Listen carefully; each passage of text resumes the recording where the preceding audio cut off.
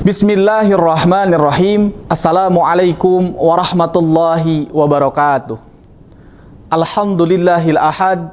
Salatan wassalaman ala man fis samahi ismuhu Ahmad wa fil ardi ismuhu Muhammad wa ala alihi wa ashabihi amma ba'd.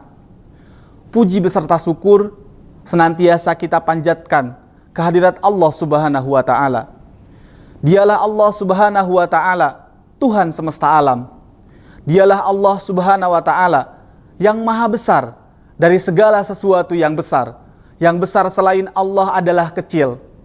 Dialah Allah Subhanahu wa taala yang maha kaya dari segala sesuatu yang kaya.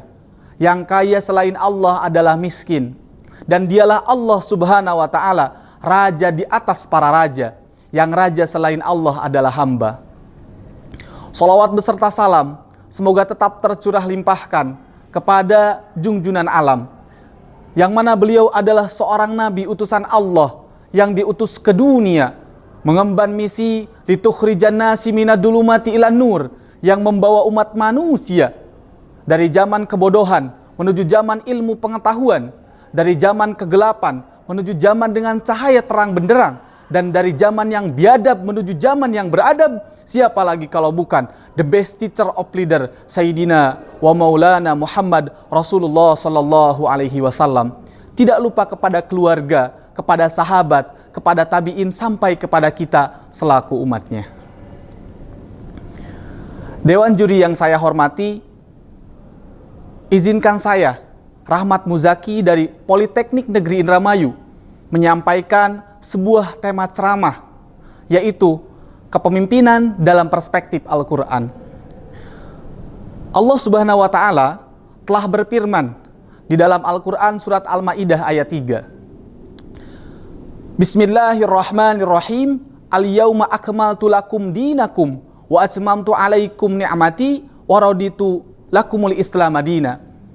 Pada hari ini telah kami sempurnakan agama kami, telah kami cukupkan bagi kalian nikmat dari kami, dan telah kami ridhoi Islam sebagai satu-satunya agama bagi kalian. Al-yauma akmal, akmal sempurna, lengkap, selesai. Atmam menyeluruh, luas dan menyegala.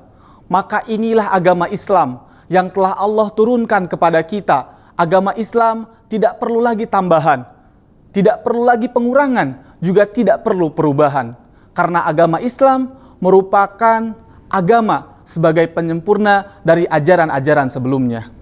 Maka dia mengatur politik sebagaimana dia mengatur kekeluargaan. Dia mengatur akhlak sebagaimana dia mengatur politik.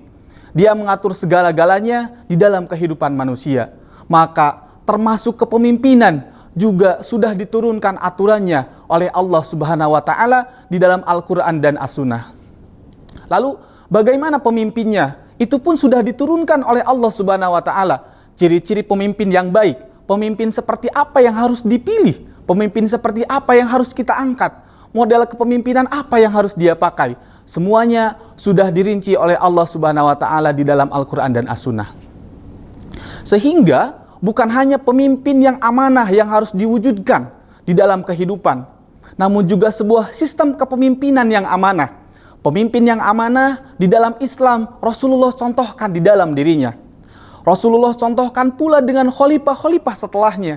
Abu Bakar As-Siddiq, Umar bin Khattab, Utsman bin Affan, Ali bin Abi Thalib. Semua telah tercontohkan dengan sempurna sebagai pemimpin yang amanah. Lalu sistem kepemimpinan yang amanah Rasulullah Shallallahu Alaihi Wasallam contohkan pula di dalam kehidupannya ketika beliau menjadi pemimpin kota Madinah. Bagaimana Rasulullah Shallallahu Alaihi Wasallam mengatur dan memimpin kota Madinah dengan aturan dan syariat Islam. Dilanjutkan dengan Khulafaur Rasyidin yang mengatur Islam, mereka mengatur umatnya dengan Islam dengan sebuah sistem yang dinamakan khilafah. Pemimpin yang amanah adalah khilafah, khalifah, dan sistem kepemimpinan yang amanah adalah khilafah.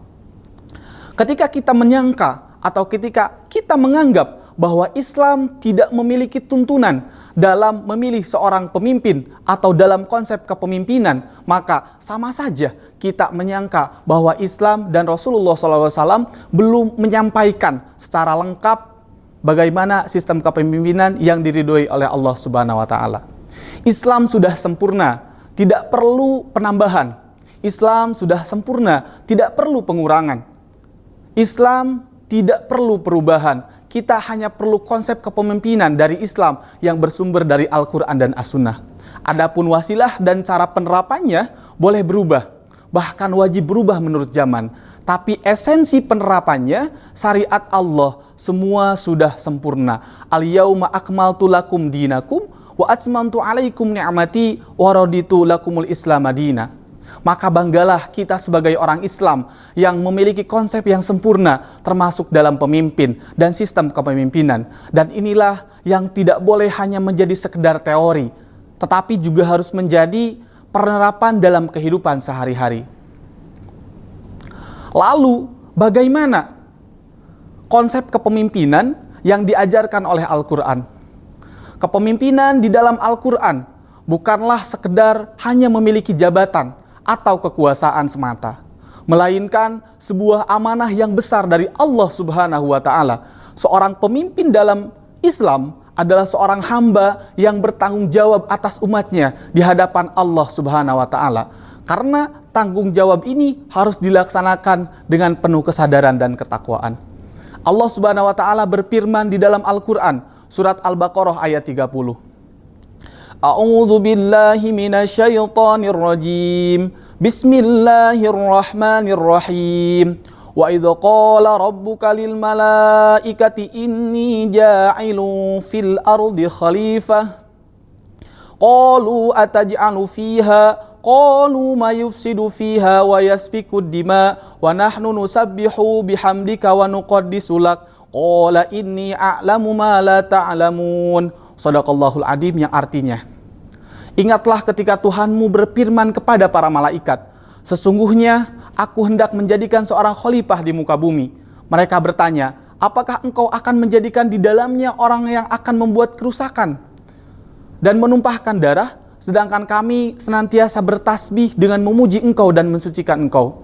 Allah berfirman, sesungguhnya aku mengetahui apa yang tidak kamu ketahui. Dari ayat ini kita belajar bahwa Allah Subhanahu wa taala telah memberikan amanah kepemimpinan kepada manusia dengan tujuan untuk menjaga dan memelihara bumi ini. Oleh karena itu, seorang pemimpin dalam Al-Qur'an haruslah mengedepankan keadilan, kebijaksanaan, dan keberkahan dalam setiap tindakannya. Selain itu, Rasulullah Shallallahu Alaihi Wasallam adalah tauladan terbaik dalam hal kepemimpinan. Beliau adalah seorang pemimpin yang adil, penyayang dan bijaksana. Beliau pemimpin dengan teladan, memperhatikan kebutuhan umatnya, serta senantiasa berusaha mengedepankan kebaikan dan kemaslahatan umatnya. Semoga Allah Subhanahu wa taala senantiasa memberikan hidayah dan taufik kepada kita selaku hambanya dalam menjalankan proses kepemimpinan di muka bumi ini.